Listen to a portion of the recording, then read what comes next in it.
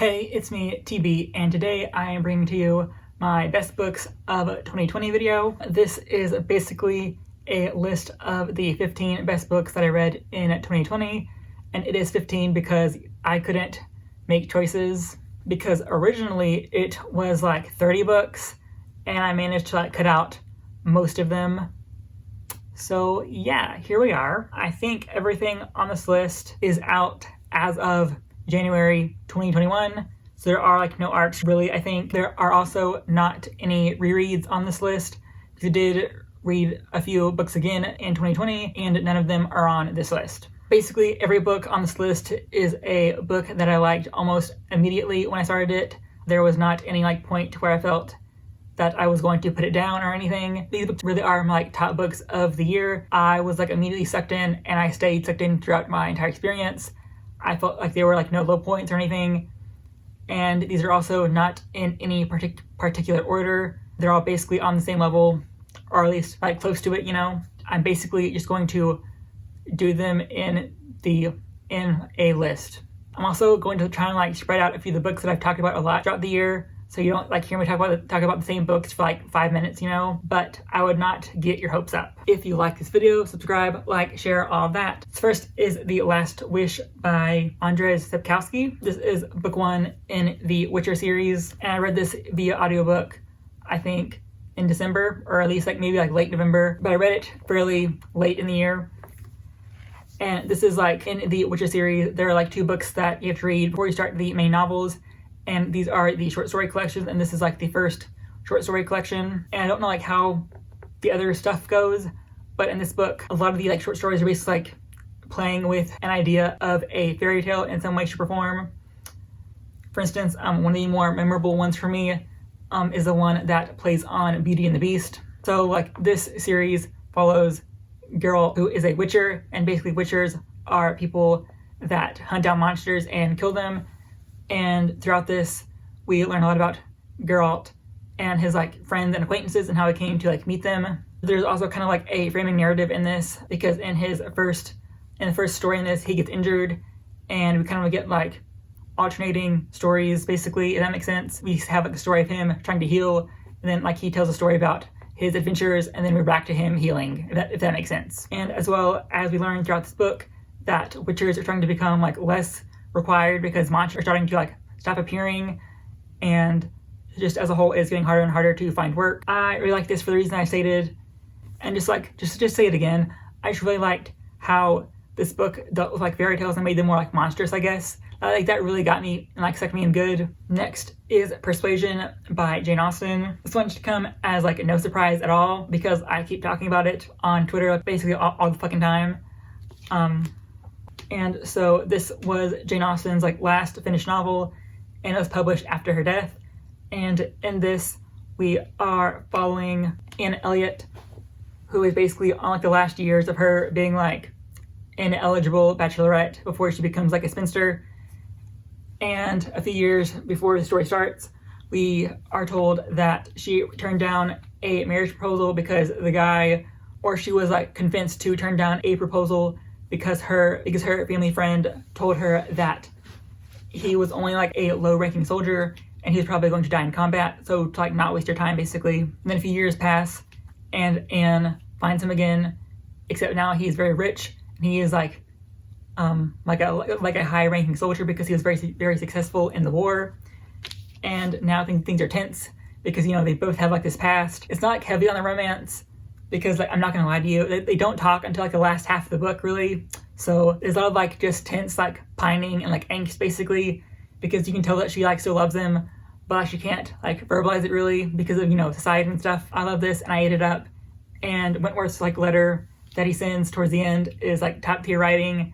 I simp so hard for him. Next is The Interrogation of a Shayla Wolf by Emblem Quaymona. This was released in 2012, I think, or around there, and this kind of falls into the trend of YA dystopias, except it's kind of a more of a utopia. In this world where we start the story, the world was basically really fucked up by a really big natural disaster called, I think, the Reckoning, and basically a lot of humanity died, plant life died as well, and in the ensuing years, the plates or like the tectonic plates kind of shifted, and so the continents are all kind of like fucked up now. And then a guy discovered that there's this thing called the balance.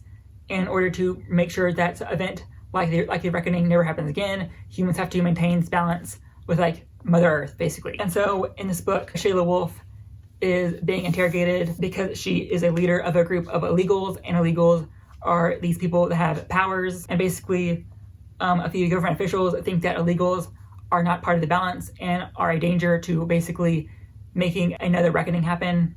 And Shayla is attached to this machine, and through this machine, they're basically able to dive into her memories and find out everything they want to know about illegals. But this starts off very like typical YA dystopia, but it does change at the midpoint into a completely different direction. Like there's a very big plot twist around that point. And I will say that for the series, the third book made it on my books that made me cry list because I cried like 5 times during the last book. So obviously the series is something great. I think all 3 books were 5-star reads for me. So yeah, I love this world, I love the characters. I love how the characters interact. I love how like each book kind of has a like different pace to it. So yeah, overall a great YA trilogy that is not talked about enough. Keep onto the path of YA. I have Etiquette and Espionage, or basically like the whole Finishing School series by Gail Carriger. The author mostly writes like adult stuff, but this was her like YA debut, I think. And this takes place in her like bigger Parasol Protectorate universe. And this universe is basically like a steampunk world that has like vampires and werewolves and probably more stuff, but that's all I really know as of right now. Because I've only read like her YA series. It has 4 books, and I'm pretty sure I gave all of them either like 5 stars or 4 stars. And in this series, we are basically following Sophronia, who is originally like a troublemaking young lady, and she's sent to what she thinks is a finishing school, but it's a finishing school of a different kind, because at the finishing school she's sent to, they're trained to be assassins and spies instead of just learning how to be a lady. And so we follow her as she takes different classes and tries to save the day over and over again. I think one of my favorite things about this series is just how the different like lessons that they are taught are like written in such a way that they're very like interesting to like think about, I guess. Trained with like weapons, they're trained in poisons, they're trained in like spy, intelligence gathering, and all that stuff. It was like just very cool. But I will say that a flaw of the series is that our main character feels very like Mary Sue-esque. She has like no flaws really. She's basically perfect and she does everything perfectly. And like that did get kind of annoying after a while, but I really liked the supporting cast as well as like the world itself. Next is Indian Horse by Richard Wagamese. This also made an appearance on the Books That Made Me Cry list. And in this book, we were basically following Saul Indian Horse as he is taken to a boarding school where we see a lot of the atrocities that happened at these schools. So trigger warnings for like hanging, self-harm, child molestation, just basically anything bad that happened at a residential school is talked about in this book. And while at the school is able to learn how to play hockey, and through that he basically finds like an avenue of escaping and basically following his life from that point, from like his childhood into his early adulthood and all the struggles that occurred to him throughout his life. This is just like so well written. I actually like really connected with Saul as a main character. That's probably why I cried when I cried, because of a reveal that happens towards the end, and it hit very hard. And yeah, then there is Winter Counts. I think I've talked about this one like in so many videos, I don't even know how many times I've talked about it already. But in this one, we are following Virgil, who's basically an enforcer on his reservation. Basically, he is, when someone just does something bad and the cops won't prosecute them or like do anything about it, he is basically like paid to go beat them up. And he's asked by one of the council members to investigate why a certain drug is being found on the reservation more and more. While he is investigating, his nephew is thought to be like part of the drug operation, and Virgil knows that that is not true, so he decides to investigate further because now his nephew is on the line as well, because his nephew might get sent into the overall judicial system. I think part of the reason why I like connected with this book so much is the fact that like we have Virgil trying to be like a father figure for his nephew because his sister and his nephew's mother are no longer in the picture because she has like died. So just seeing him trying to like show her to be a dad really like resonated with me, I guess, because like, well, I'm not a father and I do not want to be. There's something that I know a lot of men struggle with, and because like how society functions is like harder for men to be more like emotionally open with their children, and I like seeing that presented in a novel format, I guess. And also because this is like a thriller, I will say that the twists were very well executed. Even though usually I don't want to reread thrillers, I did want to like reread this one almost immediately after I finished it. And I was actually sad when it ended because like I was so connected to this cast of characters that we had. And I will also say that the twists executed in this were done very well, and I didn't see any of them coming, so that's great. Then I want to talk about Ring Shout, and this is a like short novella slash short novel, I guess. Basically, this follows a group of characters that in their world there are these monsters called Ku Kluxes, and they're basically form out of hatred, and they basically have to kill these monsters because obviously these monsters kill people. And while they're off, you know, doing their usual like missions and stuff, our main character, Maurice Boudreaux, finds out that she has a very important stake in all of this. So I really want to say, because like it is very short, but also that I got really attached to these characters, and this was a case where I felt that it wasn't long enough because I wanted more, not because like the plot felt too short. Like the plot felt very concise and felt like all the plot points were met and were handled very well. There was like no like loose ends really, but I just wanted more because I like the characters and stuff. So yeah. I want to talk about Next in Gothic by Moreno-Garcia. This is my fancy edition with sprayed edges, and it is signed as well. And this is a like Gothic novel following our main character Naomi as she receives a letter from her cousin who recently married this rich guy, and her cousin says that she's in danger because they are trying to kill her. So Naomi is sent there to try and figure out what's going on. And you know, of course, they live in like a spooky manor, surrounded by a cemetery and full of like fog and mushrooms, and spooky shit ensues. This is like a Gothic novel, so it is more atmospheric than like plot heavy. The action does pick up in the second half, very much a Gothic novel in the sense that it is very slow paced and very focused on building the atmosphere. Personally, I thought it was very enthralling, but I know that is a divided opinion. So then there is Their Eyes Are Watching God by Zora Neale Hurston. And this is a novel that is hard to sell really, unless you're like really interested into like characters telling about their lives. And this is following Janie Crawford. Actually, she's basically recounting her 3 marriages and how her life has changed throughout those 3 marriages, and how she's gotten to the point where she's today, where when we start the story, she's walking back home after being away for I think a few years, and her neighbors are gossiping about her, so she decides to just tell them the truth. She knows that they're going to gossip and find out anyway. It's like so fucking good and like so like well written that I think it's just like the way that Hurston picked her words that really got me sucked in, because like there's some like beautiful ass passages in this. Like I think pretty much every chapter starts off with like a beautiful sentence. I don't know how she did it, but she did it fucking incredibly. This is like a classic that's usually read in high school, but I never read it in high school. Then I want to talk about The City of Brass, and as a whole, the David Trilogy by S.A. Chakraborty. And in the series, we're basically following a few POVs. In the first one, we are following Nari and Ali. Nari is living in, I think, 18th century Cairo, while they're dealing with like the issues of colonizers, basically. She is a con woman that pretends to have magical powers. She performs like rituals that she basically pretends to be able to heal people.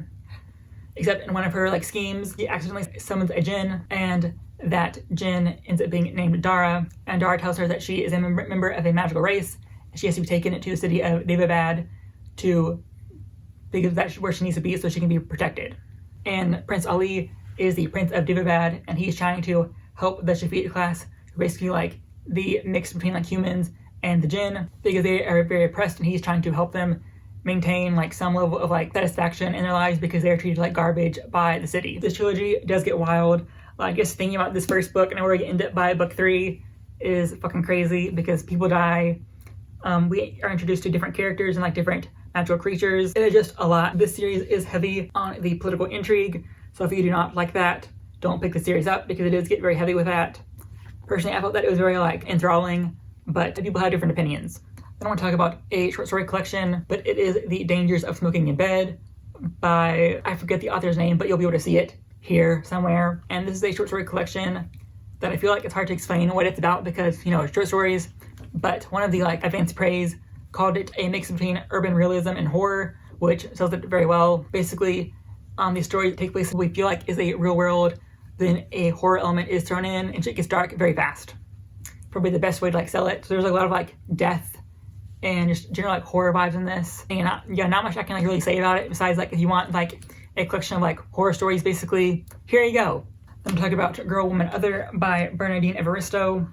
This won the Booker Prize in 2019, and it deserves it all the way. This follows a variety of Black women living in London and abroad, and basically how all their lives kind of intersect and interweave. And through these stories, we are kind of told a variety of experiences that Black women have experienced in the UK and throughout their colonies. And even though like we follow a variety of characters, we don't like see them all throughout the whole novel. We do see a few of them pop up in each other's stories, and we realize that they're all very interconnected. So yeah, it's just like interesting seeing how all these characters act and behave, because they all feel so unique, different from each other, while still feeling like real people, I guess.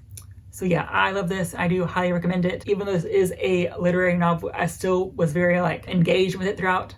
I did listen to it via audiobook, so I can recommend the audiobook. I want to talk about Sister Mine by Nalo Hopkinson. So these are following twin sisters, Makeda and Abby, and they are half gods because their father was a god and their mother was human, I think.